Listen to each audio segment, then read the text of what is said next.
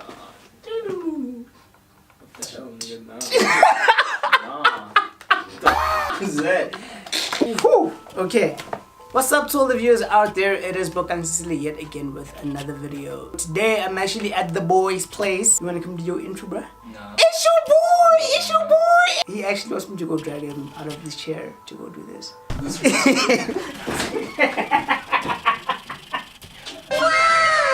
So as requested on today's episode, we will be doing a Q&A, as I promised you guys to answer all the questions that you guys have been wanting to ask me and wanted me to post on my channel, so why not give it a shot? Channel sponsor! By the way, I've been told that apparently I tend to speak like really fast. Some guy told me that I actually matched up with like the speed of like Busta when he like raps or something. Just saying. To give you information, if you want to slow the video down, put me on like 0.25 seconds and hear me in like normal version or something. Man, every time I come a nigga gotta set it, then I gotta go and then I gotta get it, then I gotta blow in it. I saw some pretty interesting stuff here. We shall see what has happened. Question number 1, what do you use for pre and post production and how does it help with the process? So for most of you guys will actually know that I do videography as like a secondary skill set aside from my photography, and this question is actually relating to that. Pre-production, what mostly helps me, I guess, would be the music. If you could select the kind of music which you would use before you shoot a video or edit a video, that would sort of help with everything in general, because music sort of gives you the foundation and the sense of direction which you want to go in. Without it, you don't necessarily have a theme, I would say. Always make sure you know what kind of music you're going to use. In addition to that, I believe sound effects of like different random bunch of stuff around you also sets the tone of what you're producing. So for example, and then there's like your but you left me. So with regards to post-production, what sort of ties the knot on everything all in all would be color grading. Nearly every cinematographer and any videographer out there would tell you that it is one of the most important and vital things and aspects of which you actually need within ending or finishing your whole production. Most people would normally start with color grading also in the beginning as well, so it's not always necessary to start with color grading at the end of your production, but color grading sort of gives your production a filmy edge or a cinematic edge. It just sort of also adds a theme and a perspective in the direction in which you're trying to flow in. Moving on to question number 2, would you ever leave whatever you're doing now in life to pursue a dance career? If you were to ask me this question back then, like to my younger self or the younger version of me, who actually, or when I was still like quite passionate about dancing and stuff, probably I would have said yes within an instinct. But now when I think about it, it's just like, nah. The problem is, when I was young, I feel like I did a lot of things. I was versatile in like a lot of interests which I actually had initially. So dancing was one of them, but it wasn't something that I necessarily focused on like entirely. Whereas you grow up and you realize that there are people that actually are better than you.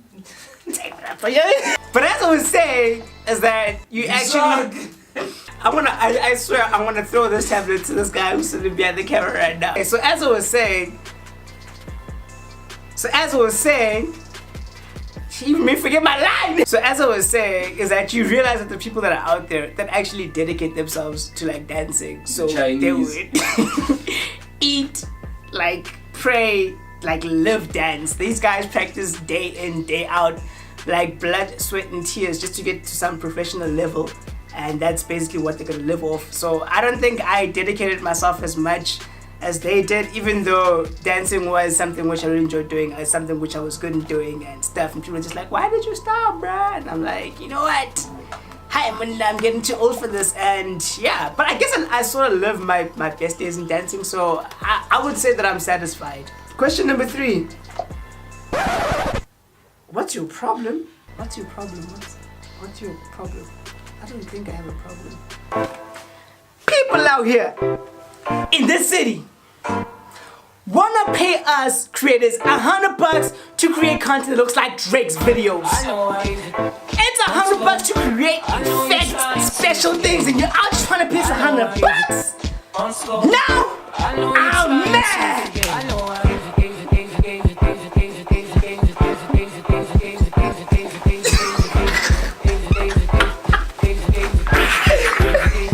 Question 4. If you were to get a tattoo, what would it be? Where would you place it? And why?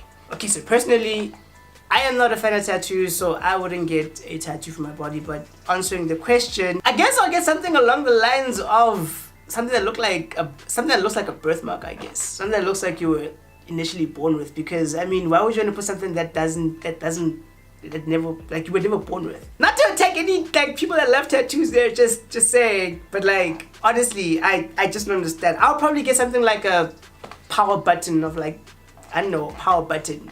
Like just behind like my neck area. What did you do, Ace? Would you get a tattoo? I actually thought about it. Honestly, I feel like I would look cool as a tattoo. What kind of tattoo? I don't know, maybe a next to my.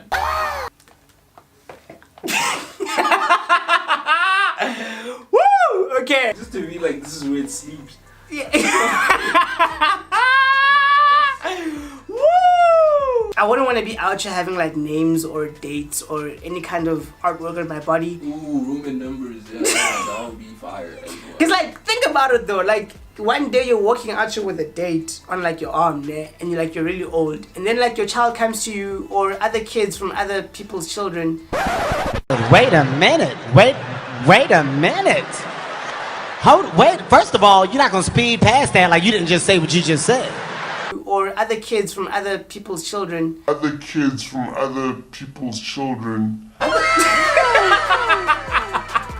English. Other people's kids, right? Other people's kids would be out here looking at you and be like, Mommy, is that an expiration date on that guy's arm? Oh my gosh, I did not know we have expiration dates. Oh my wow. When am I gonna get mine, Mommy?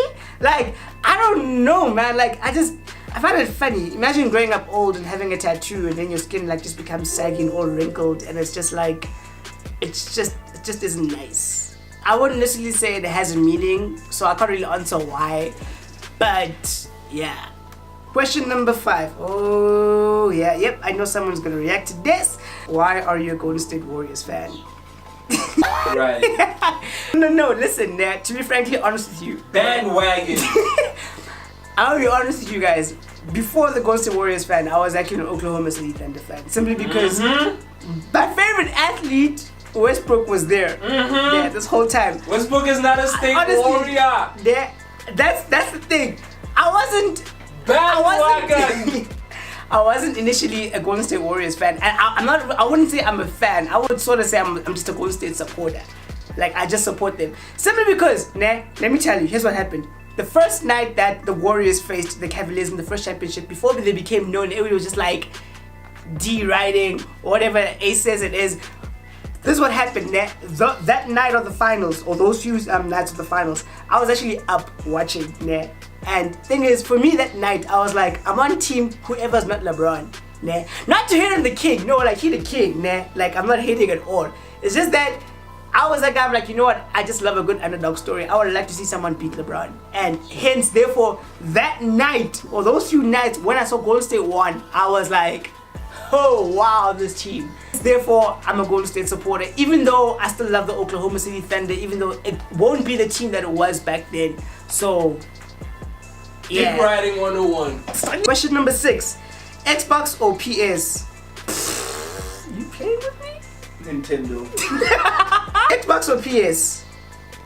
All praises to the PlayStation. Yeah. Listen, enough said. No need to go further about that topic. Question number 7 reads, what's the deal with you and FIFA? What's the deal with me and FIFA? What is the deal with me and FIFA? What is the deal with me and FIFA? What is the deal with me and FIFA? Listen to all of y'all out there. Okay, I'm lying. Growing up, I wasn't much of a soccer fan. Like, I honestly did not like the sport. Like, my father tried to get me into it. It just didn't click for me. So, me not loving football growing up obviously led to me not loving any games related to soccer, which is FIFA. I have friends that legitimately have stacks of games, probably like 10 games, and these guys would be like, yo, dude, let's go for like a gaming marathon later at my place. Like, okay, cool, let's go. We get there, and then this guy puts in FIFA as the first game, thinking, okay, we're gonna play this for a while, we'll play other games later.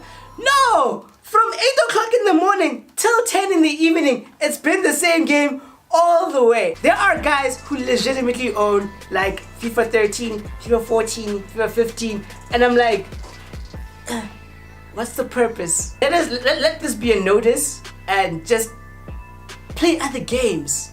Learn something else besides football. Like, please. I don't know. Dance. So question number 8 reads as, why is KFC so awesome? Why is KFC so awesome? Chicken sent from heaven, made with godly hands, put through godly machines, eaten by godly people. The black people. The black people. Was made by a white man. Wait, by a white man. We all godly, aren't we? Who doesn't love chicken? Christian chicken. Reference. No, but that was an actual reference. That was an actual thing that happened in Kevin Hart's movie. Thingy. Whatchamacallit. It's basically that's KFC in a nutshell. When will you collab with Papercut 22? Hold up. Why is it? It's actually kind of funny that Papercut 22's question would come up literally after a KFC question because they go hand in hand. But in any case, that's all I wanted to. Yeah, cool. Papercut 22 is a gaming channel of a really, really cool dude. He's the most epic, one of the most epic dudes I know from way back then. We used to skate back in the days. I'm guessing all of us have just left skating now. Yeah, man, Papercut, like we Mr. Paper, we legitimately have to collab whenever we can, basically. Anytime, bruh, like honestly, is a good time to collab because I would definitely love to see some of the stuff that you actually produce. It's actually really, really cool. So please actually do go check out Papercut 22. I'll link his channel in the description below, so please do check it out. Epic PC guy versus console. Who will win this epic battle? Obviously PC is gonna win. Like PC dominates anyway. PC is ridiculous, guys. Like as much as I'm a console guy and I grew up loving console, you enter a world of maturity, and that is the world of PC, where you realize anything that you have to buy or any kind of equipment you legitimately have to sell an arm and a leg for. Like for real, an arm and a leg, or your liver, or pancreas, stomach. Maybe your heart. Heart. Your girlfriend left you because you have a PC. Shout out to all the people who play games on PC. To those who can afford it. Shish. Those who have the money. Skrr. Yeah, balling out. Rich niggas. Woo woo. Hey. Moving along, on a scale of 1 to 10, how hot is your girlfriend? 1 billion, gajillion, fifillion, million. Yeah. Whew. That scale probably would be broken by now. It's like infinity. In my eyes, she's the most beautiful thing out there. So, why are you such a DC Comics hater? Is it because of the bad movies? Marvel just kicks butt. That's just it for me. The powers in Marvel versus the powers. Does DC even have powers? You. Okay, but the powers of Marvel versus the way they created the powers of DC is just, I don't know, man. I feel like Marvel superheroes have better power characteristics than DC. Another thing is that their strongest characters actually his weakest point is a rock. So What Ace said is the only other thing which I'll give DC an ups for is their supervillains. If you weigh the scales, Marvel, we have a Hulk. we have a Hulk. Why did you cut your hair? Did your cut influence you, huh? Pulling a Samson in this. Listen, I didn't cut my hair. I just twisted it and I'm starting again with dreadlocks, man. First of all, actually, and like, while we're on this tip, let us talk about this. Where did this whole thing of anybody that has dreadlocks is all of a sudden called a Skrr Skrr? Where did this whole Skrr Skrr thing originate? Because, I mean, I grew up having dreadlocks back then, like 10 years ago, ages ago. Great. Now all of a sudden, why not back then? Why wasn't it called a Skrr Skrr back then? Like, what is this? Where did this Skrr Skrr come from, Ace? Why? What is culture, dude? What is a Skrr Skrr? Ace, what is a Skrr Skrr to you, bruh?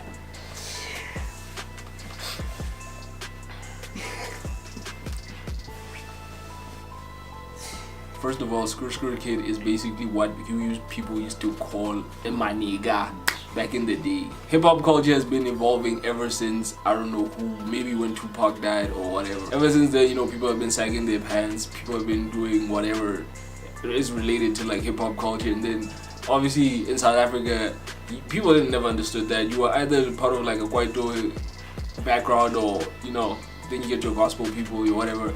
But as for hip hop, there was no such thing, so you were labeled as le nigga. Therefore, as a le nigga, you were referenced to like obviously hip hop culture from America. But now, since hip hop culture in America started changing, hence when people started wearing skinny jeans and whatever, that's when people were starting to get labeled as nerds or other weird terms like that. I don't know why, but that's where it started heading. And now the hip hop culture shifted again to this day and age where most hip hop artists or the cool ones had things like dreadlocks or these weird hairstyles that I don't know who came up with. But the most what's the word I'm looking for? The most iconic one.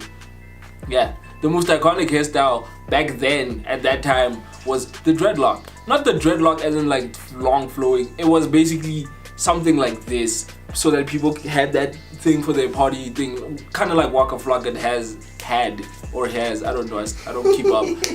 Waka Flocka has that thing. He did that whole pre-squad thing, and then everybody started shaking their head because they wanted to do that. Guess what? Everybody got dreads because Waka Flocka looked like he was having a lit ass time in his videos shaking his own hair. So everybody got dreadlocks so that they could shake their own hair in their own music videos. Hence why it started a trend. And I feel like from that is when people started labeling those kinds of people Skrr Skrrs, because at the time everybody in the hip hop industry was yelling Skrr Skrr or some kind of form of that whatever in their videos. So then obviously it became like, oh, because you know every time somebody comes up with something they're always labeled as that. Hence why when Soulja Boy did that run, he was labeled like a crank dad artist or whatever you call them, or people that wore skinny jeans were like the rejects, or you know. So once the Skrr Skrr thing caught on, everybody was on like, he's a Skrr Skrr nigga. Probably somebody said that out of like fun, just to be like, oh, you're a Skrr Skrr.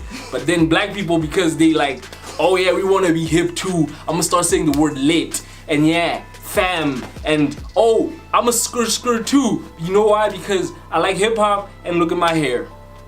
And that's why people are labeled Skrr Skrrs. Thank you. I feel like over like the past probably like decade, there have been hip hop artists with like fade haircuts. I feel like fade was like the in thing then. Why weren't they called Skrr Skrrs? Like legitimately, that's what I'm asking. Why can't Drake be called Booty Skrr Skrr? He's a rapper as well. He's out here doing some other things that Skrr Skrrs also still do. So why can't he be called a Skrr Skrr? Number 12. Which YouTuber would you feature and why? Me. Next question. Listen, it's late. Like the person, I've already featured him like a dozen times, you know. So like, listen, for me, I haven't been like long within this whole YouTube culture thing of knowing who's like the best YouTuber out there, who's doing what and what. The person that actually exposed me to all of this and who started this was actually the boy Ace. Yeah. I'm honestly being honest, it's just the way it is. Basically everything that I know is what he taught me and what he's mentored me through. So I'm only beginning to know who are these people who are good on YouTube, who do what and do what on their channels. So I wouldn't necessarily say I'm exposed, or I wouldn't necessarily have a favorite YouTuber. So everybody Ace watches, I would watch as well, I'd be like, oh, we have similar interests. So yeah. But if looking at it, I feel like the person which I actually would feature if it was a celebrity or a great YouTuber that everybody knows would be a guy called John Wolfie.